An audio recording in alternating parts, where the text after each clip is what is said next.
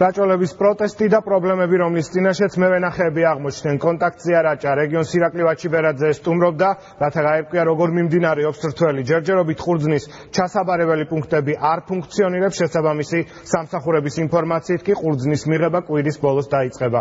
გლეხებს არც ფასი მოსწონთ, თუმცა მოსავლის გადაყრას გაყიდვა ურჩევნიათ. დამჭნარია ესეც. სიცხესაგან გამხმარი უკვე ეს ვაწე ჩამოიყრება. კერესელიძეები წელს 4 ტონამდე მოსავალს ელოდნენ, თუმცა მყიდველი ჯერ არ გამოჩენილა. ძლიერი სიცხეების გამო ალექსანდროული შედარებით ადრე დამწიფდა, ამიტომ უნიკალური ჯიშის ყურძენს დაკრეფა დაუგვიანდა და წონას და ფას დაკრეფამდე კარგავს. ეს გვალვისაგან გახმა, ფოთლები ჩამოიყარა. და თვითონ ყურძენის დამჭკნარია, ეს არაფერი წონა არავა. მარნები არ ხსნიან ჯერო არ გავხსნეთო და მთავრობამ არ გვინდაო არიბარებენ არ გვინდაო და აბა ჩვენ საწევი ვიყოთ რა ვქნათ.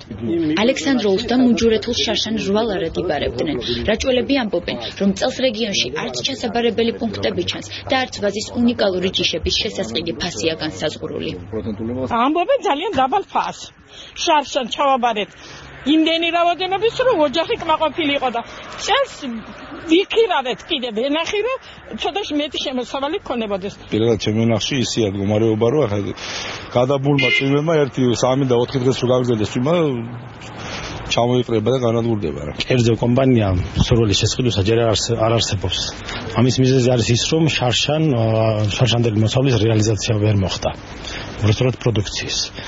თუმცა მე დარწმუნებული ვარ სახელმწიფო იზრუნებს რომ როგორც ხარ მოხდა სახელმწიფომ შეისყიდოს. სოფლის მეურნეობის სამინისტროს რაჭალე ჩვენ ქვემოსვანეთის სამმართველოში განმარტავენ, რომ საორგანიზაციო სამუშაოები უახლოეს დღეებში დასრულდება და ყურძნის ჩასაბარებელი პუნქტები რაჭაში კვირის ბოლომდე გაიხსნება.